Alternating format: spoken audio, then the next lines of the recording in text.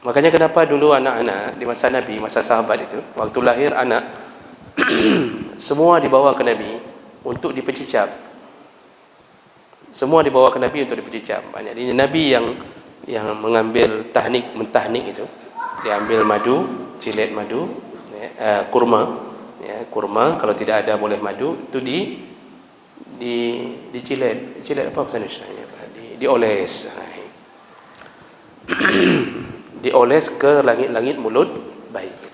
Lalu diberi nama. Apa tujuan mereka? Kenapa enggak oles sendiri saja? Padahal pecicap itu, tahnik itu, orang tua sendiri pun boleh melakukannya. Tapi kenapa dibawa ke Nabi? Karena tidak ada manusia yang lebih mulia di saat itu kecuali Nabi sallallahu alaihi wasallam.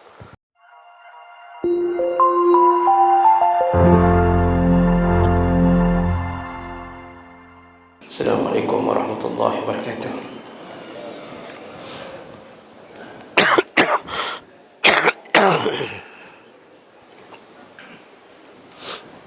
Alhamdulillahirabbil alamin. وبه نستعين على أمور الدنيا والدين. أشهد أن لا إله إلا الله وحده لا شريك له وأشهد أن محمدا عبده ورسوله الكريم. اللهم صل وسلم على نبينا وسيدنا المصطفى محمد وعلى آله وأصحابه أجمعين. أما بعد.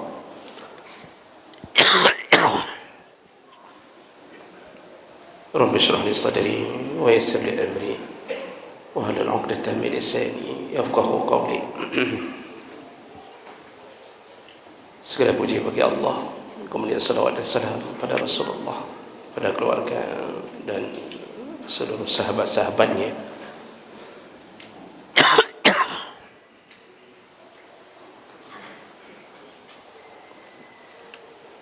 Bapak-bapak dan ibu-ibu, jemaah salat maghrib dan isya yang Allah muliakan insyaallah.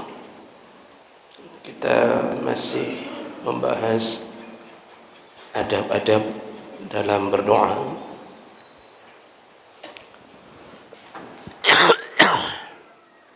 Di pertemuan yang lalu kita sudah bahas bahawa di antara adab berdoa yaitu menjadikan doa itu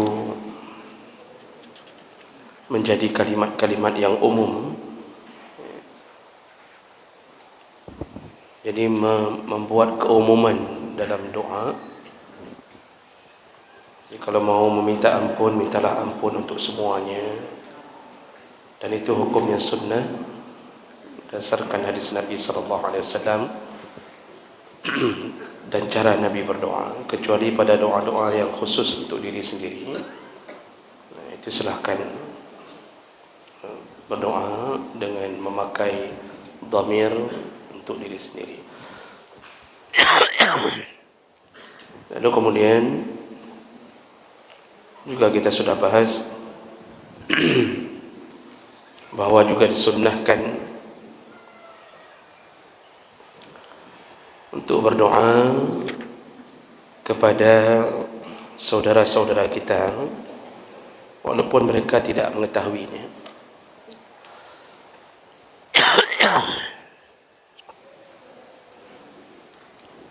Jadi berdoakan saudara sesama mukminin dan muslimin ini termasuk perbuatan dan anjuran Nabi sallallahu alaihi wasallam. Dan barang siapa yang mendoakan saudaranya, maka dia pun mendapatkan apa yang didoakan kepada saudaranya. Makanya kadang-kadang makbulnya doa kita, salah satu kuncinya adalah mendoakan saudara kita, maka Allah berikan kepada kita sama seperti permintaan kita untuk saudara kita. Ini dikabulkan doa, bahkan lebih mudah dikabulkan doa. Saya sudah beri contoh bagi kita yang ingin meminta sesuatu kepada Allah, apakah minta kekayaan isteri, atau diberi anak yang saleh, atau diberi anak bagi mereka yang belum mendapatkan anak, maka pesan yang mempunyai isteri kan bimisrin, engkau pun akan mendapat. Jadi kadang-kadang makbulnya doa itu lebih cepat ketika kita memposisikan diri sebagai orang yang memikirkan nasib orang lain. Jadi kita sama. Itu hadis Nabi, dan malaikat bahwa kita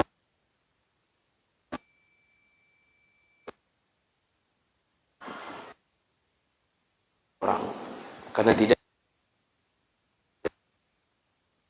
untungan lipat, dapat pahala berdoa dan juga dapat pahala seperti orang. Baik, kita sambung.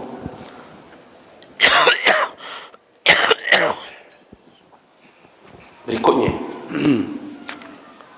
sunnah berikutnya dalam berdoa adalah alla yatakallaf as-saja' fi doa.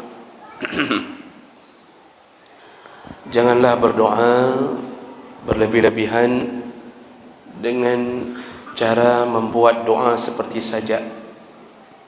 Sajak itu bahasa Arab. Saja'un itu bahasa Arab. Kita mengambilnya menjadi sajak.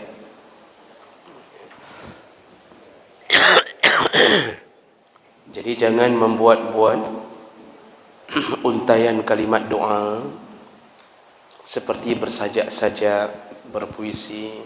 Ini sudah kita singgung sebentar dari pertanyaan salah satu saudara kita minggu yang lalu. Tapi memang pada dasarnya itu ditulis dalam adab berdoa, bahwa tidak disukai untuk berdoa dalam keadaan membuat sajak atau puisi dalam doa.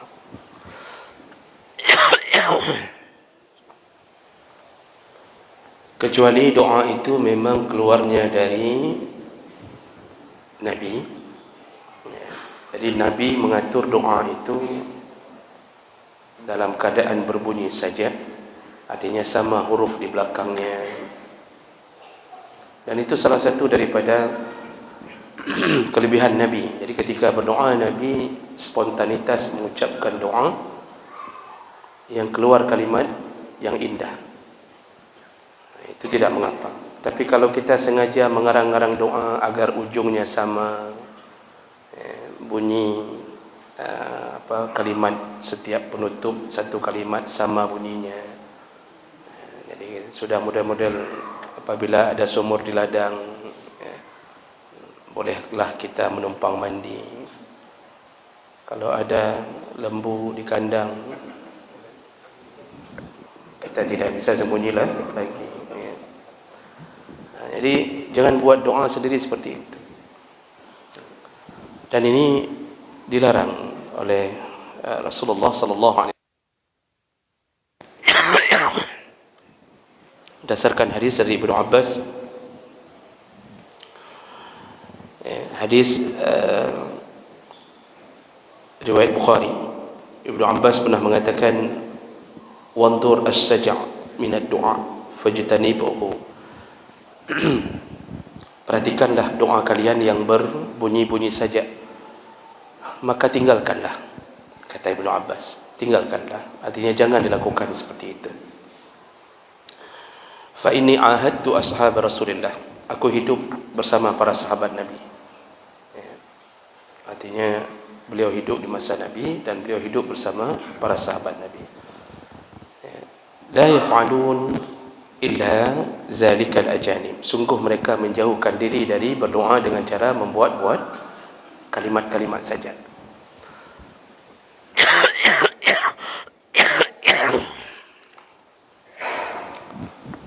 Kenapa ini dilarang Bapak Ibu? Yang pertama, kita disibukkan fokus hanya untuk itu saja.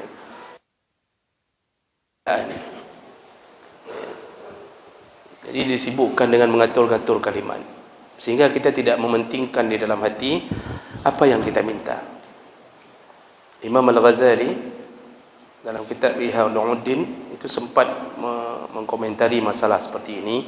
Beliau juga melarang seseorang menyibukkan diri membuat kalimat-kalimat sendiri dalam doa yang seakan-akan indah, padahal dia disibukkan dengan kalimat-kalimat itu sehingga dia tidak masuk ke hatinya apa yang dia minta. Imam Al-Ghazali pun mengatakan bahawa berdoalah kepada Tuhanmu dengan kalimat-kalimat yang hina dan butuh. Maksud kalimat hina, engkau rendahkan diri, menghinakan diri dan butuh. Jadi betul-betul butuh. Jadi doa itu tepat sasaran. Minta apa? Langsung minta sama Allah. Walaupun yang kita minta itu kadang-kadang bagi kita mungkin seakan-akan terlalu besar, padahal di sisi Allah terlalu kecil.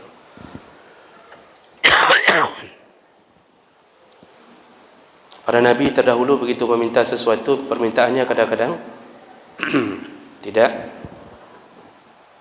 bisa masuk akal orang biasa, tapi para nabi memintanya karena tahu, mereka paling tahu tentang kekuasaan Allah. Jadi semakin tinggi keyakinan kita terhadap kebesaran Allah, semakin besar ya, harapan kita kepadanya. Jadi jemaah melakukan Allah Subhanahu Wa Taala dalam berdoa, biasanya di waktu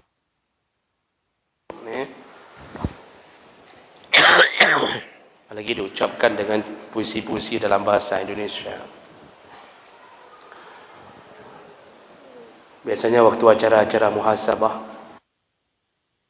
kelompok yang kadang-kadang membuat acara muhasabah di malam hari, lalu ketika berdoa diatur doanya ya, dengan kalimat-kalimat yang tujuan mungkin ingin membuat rasa haru, membuat rasa sedih, tetapi malah menimbulkan ketidakkhusyuan pada target doa.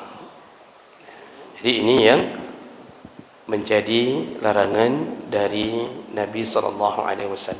Jangan membuat doa itu terlalu berlebihan dengan cara berpuisi-puisi. Baik, ada pengumuman Ustaz?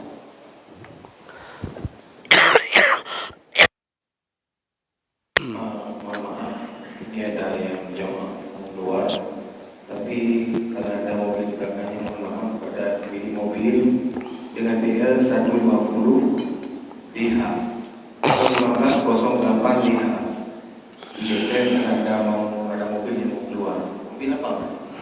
Oh ya, terima kasih. Baik, terima kasih banyak Bapak. Berikutnya, yaitu yang sudah kita bahas tentang larangan untuk bersajak-sajak. Kemudian berikutnya disunnahkan min ahli al-fadl, disunnahkan memohon untuk didoakan oleh ahlul fadl yang diberi kelebihan oleh Allah karena kedekatannya dengan Allah SWT. Dibolehkan dan itu termasuk hal yang dianjurkan. Ada kalanya kita butuh orang-orang yang saleh yang kita mohon kepadanya agar dia mendoakan kita. Makanya dalam beberapa hadis disebutkan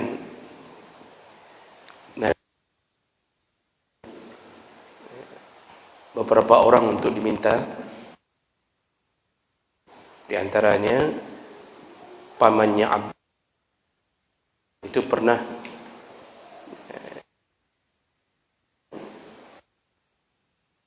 hujan oleh Umar bin Khattab. Jadi Umar menyebut dan memohon kepada Abu Abbas, pada paman Abbas ini, paman Nabi, agar memohon kepada Allah untuk diturunkan hujan. Karena tentu karena faktor kedekatan dengan Nabi dan kesalehan. Dan turun hujan. Itu hadis yang sahih menyatakan itu. Lalu Nabi sendiri pun pernah menyatakan, kalau engkau bertemu dengan Uwais Al-Qarn, kalau engkau bertemu satu saat dengan Uwais Al-Qarn dari Yaman, maka mintalah doa kepadanya. Sahabat pun menunggu-nunggu untuk bertemu Uwais.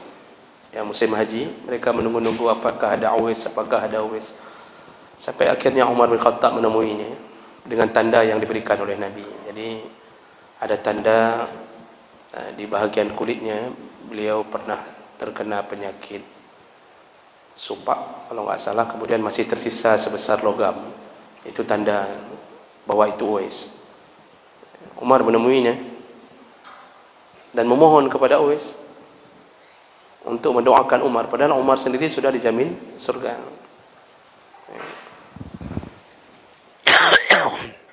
Bahkan di sini dituliskan wa in kana at-talib afdal min al-matlub minhu. Walaupun orang yang meminta untuk didoakan lebih mulia daripada orang yang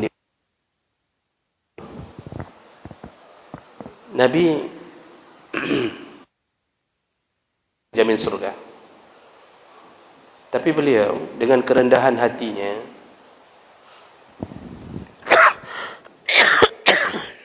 yaitu memposisikan diri sebagai manusia biasa, beliau akan oleh Umar bin Khattab. Mungkin banyak yang belum mendengarkan hadis ini. Hadis hantuk-hantuk batuk tapi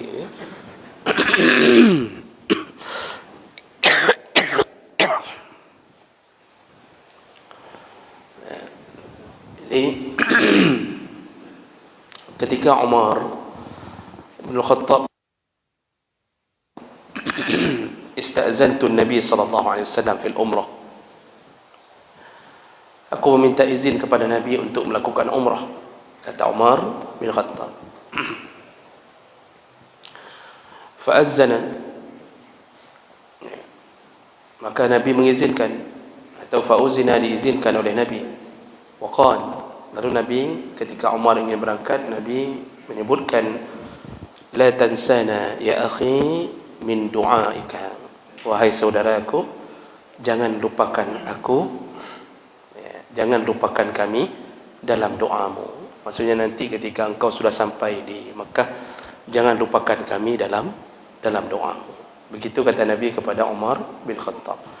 Faqal, lalu Umar berkata, kalimatun ma yasurruni anna li biha dunya. Itulah kalimat yang kudengarkan dari Nabi yang tidak bisa kutukar dengan satu dunia. Artinya lebih senang kudengarkan kalimat itu daripada dunia diberikan untukku.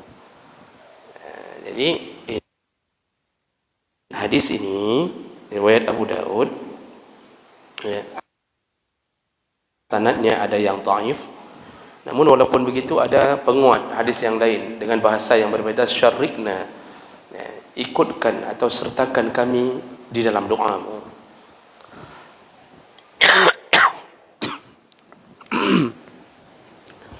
Jadi Nabi bukan bermakna bahwa beliau bukan orang yang belum dijamin surga, dan bukan bermakna bahwa Nabi membutuhkan doa dari sahabat untuk menyelamatkannya, tidak. Itu kerendahan hati Nabi. Jadi kerendahan hati Nabi, tawadhu'nya, beliau memposisikan diri sebagai orang yang seakan-akan masih membutuhkan doa dari sahabatnya. Padahal seharusnya Nabi lah yang mendoakan umatnya, dan kita tahu hadis-hadis menyebutkan Nabi lah yang akan menyelamatkan kita di padang mahsyar, sampai di neraka pun Nabi yang menyelamatkan untuk mengeluarkan. Dan ini pelajaran bagi kita. Yang pertama, kalau Nabi saja berperilaku tawadhu' seperti ini, maka jangan kadang-kadang baru mengaji 8 tahun, 10 tahun, lalu kita merasa menjadi alim, kita merasa menjadi orang yang sangat perlu dihormati, dihargai. Lalu kita merasa bahwa kita adalah orang yang dikabulkan doa, sehingga kita seakan-akan melihat orang lain semuanya lebih rendah daripada kita. Jadi sudah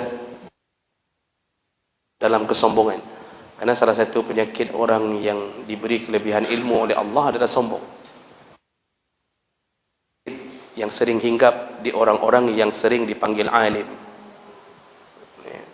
Jadi sudah mabuk dengan kalimat alim, sehingga merasa bahawa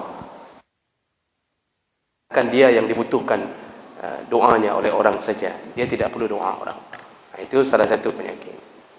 Padahal yang mendengarkan ceramahnya, mendengarkan ilmunya, ada yang lebih dekat dengan Allah Subhanahu wa Ta'ala. Maka seorang guru boleh. Jadi Bapak Ibu yang Allah muliakan, Rasulullah saja meminta doa ketika Umar bin Khattab. Sini didhaifkan oleh sebahagian ulama, tapi ada yang menguatkannya. Maka bolehkah kita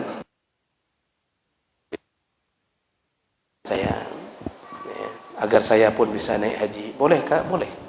Dibolehkan. Itu tidak ada larangan. Kita minta supaya saya bisa diizinkan Allah untuk berhaji 20 tahun yang akan datang. Itu enggak perlu doa, memang sudah sampai waktunya. Kalau sudah 20 tahun, kan? Tapi minta dipercepat, minta doa, silakan. Doakan saya agar saya segera dinikahkan Allah. Doakan kami. Boleh.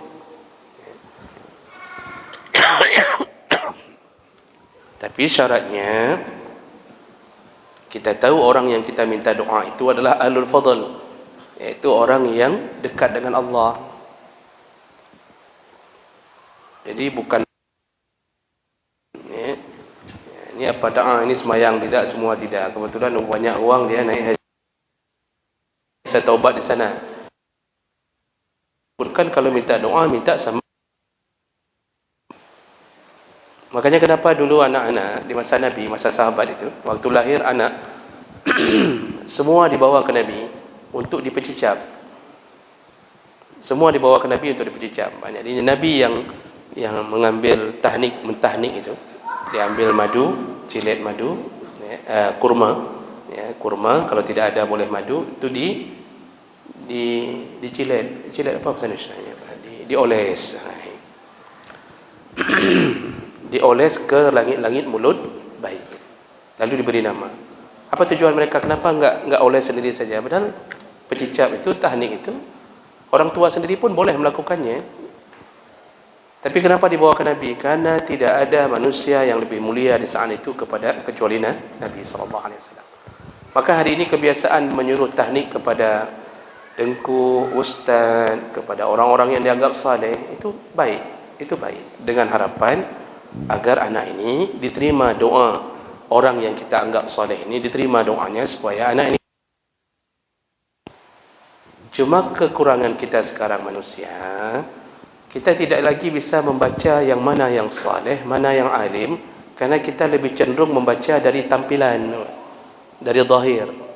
Dia bisa baca kitab, bisa bahasa Arab, pakai kopiah, pakaikan sarung, lalu itu menjadi sebuah image bahwa itu orang alim, kan begitu. Kita tidak tahu di belakang panggung siapa dia, kita tidak tahu. Jadi ini juga menjadi masalah. Ada yang perlu diumumkan lagi?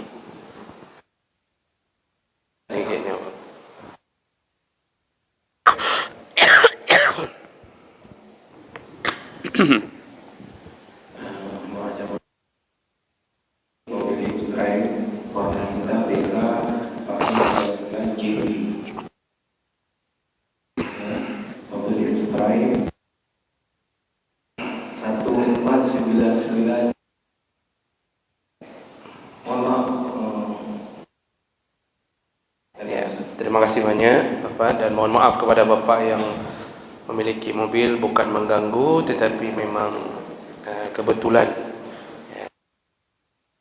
mau lewat lebih dahulu. Baik, jadi hari ini kita lebih cenderung melihat tampilan. Makanya kita tidak sangka orang yang pecicap, orang yang mentahnik anak kita tiba-tiba masuk penjara. kita undang dia untuk tahnik. Waktu kita baca di Quran, kaidah mau menyerah. Ada yang mengganggu janda, ada yang macam-macam. Terus bab kasus sodomi dah paling lebih. Padahal sudah kita suruh tahnik anak kita. Makanya kita enggak bisa baca lagi orang. Sekarang depan Pak semua kan jaga imej. Ini kan saya jaga imej di depan Bapak. Ya. Saya jaga supaya enggak nampak aib saya. Kalau mau tahu aib saya di mana carinya, Pak? Cari di rumah, Pak. Tanya sama istri. Makanya kita tahu orang itu sebenarnya berakhlak atau tidak. Salah satu kuncinya adalah tanya kepada pasangan hidupnya. Yang tahu kekurangan kita cuma istri. Makanya banyak orang yang di depan, Masya Allah, halus, rapi, lembut, keluar ayat, keluar hadis. Kita tanya sama istrinya, apa kata istrinya? Ini ada juga dalam rumah. Begitu kata istrinya. Itu kata istri. Makanya banyak kita salah tanggap. Makanya orang hari ini itu harus melihat akhlak seseorang. Ya, kalau kata Umar bin Khattab, tanya sama pasangan hidupnya, apakah engkau pernah berjalan bersamanya? Pernah engkau musafir bersamanya berhari-hari? Maka akan keluar akhlak aslinya. Ya. Dan yang ketiga, pernahkah engkau bermuamalah uang dengannya? Kalau dia penipu, itu bukan orang saleh. Walaupun pintar untuk membaca kitab-kitab, itu bukan orang saleh. Jadi jawab melakukan Allah SWT. Makanya para ulama menyusun sebuah definisi bahawa yang disebut alim adalah orang yang sudah sesuai antara ilmu dengan amal, yang baru disebut alim. Kalau cuma pintar bicara malah bahaya. Karena salah satu orang yang dimasukkan neraka pertama adalah orang-orang yang diberi ilmu oleh Allah tapi dia mencari ilmu untuk membangga-banggakan ilmunya. Jadi jawab melakukan Allah SWT. Bolehkah meminta doa kepada orang saleh? Boleh. Kalau kita yakin ini memang teruji kesalehannya. Sebenarnya kan kita tahu batasan orang benar-benar saleh itu waktu dia sudah meninggal. Jadi ketika kita dengar kesaksian di rumah, anak-anaknya semua mengatakan ayah sampai meninggal istiqamah. Istiqamah salat tahajud, istiqamah dengan kami berakhlak, tidak pernah memukul istrinya. Kalau dia nasihati anaknya, kalaupun pukulan-pukulan yang seperti Nabi suruh saja. Jadi ketika meninggal kita selamat batasan-batasan ujian untuk mendapatkan label menjadi orang saleh. Maka jemaah melakukan Allah, doa kepada kita yakini saleh itu adalah perkara yang baik dan sunnah. Makanya seperti disebutkan tadi, siapapun boleh meminta. Baik, berikutnya satu lagi, setelah itu baru kita bertanya jawab. Selain meminta doa kepada orang yang saleh, maka doa juga lebih mudah dikabulkan di saat-saat darurat, yaitu salah satu sunnahnya adalah tawassul bisalihil a'mal, atau jadikanlah amal saleh menjadi perantara doa kita. Kalau kita sudah benar-benar mengharapkan sesuatu dari Allah, maka jadikanlah kita lakukan dan yang kita yakini itu yang paling sebutkan dalam doa apa yang kita minta. Jadi jadikan amal saleh itu perantara antara kita dengan Allah. Dan ini disebut dalam kitab Riyadhus Nawawi yang tiga Nabi mengutip hadis yang menyebutkan tentang 3 orang Bani Israel yang jadi 3 Bani Israel pulang mencari nafkah karena hujan, lalu masuk ke satu gua untuk berteduh. Tiba-tiba jatuhlah batu yang menutup pintu gua. Itu hadis Bukhari Muslim.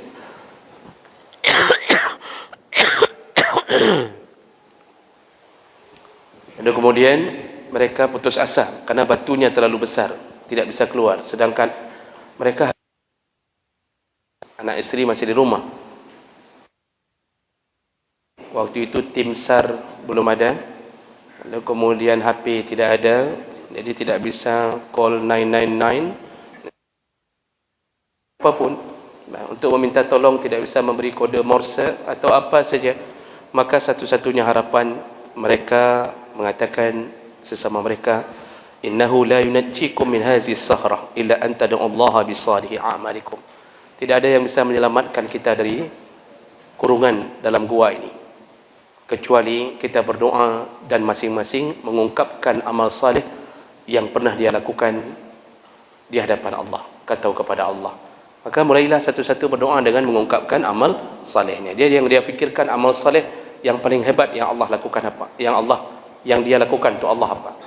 Maka orang pertama berdoa dan menceritakan baktinya kepada orang tuanya. Dia mengatakan selalu, ya Allah, aku punya kambing, punya unta, tidak pernah aku berikan susu itu kecuali kepada orang tuaku lebih dahulu.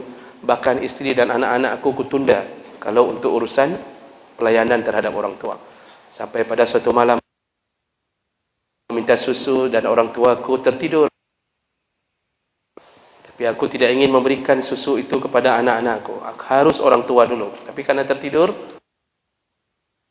anak-anaknya ditidurkan sampai orang tuanya terbangun dahulu. Jadi dia korbankan anak dan istri untuk memberi susu itu ke orang tuanya. Di situ kemudian dia menyebutkan, ya Allah, seandainya amal salehku ini engkau terima, maka bukalah pintu gua ini untuk kami, ya Allah.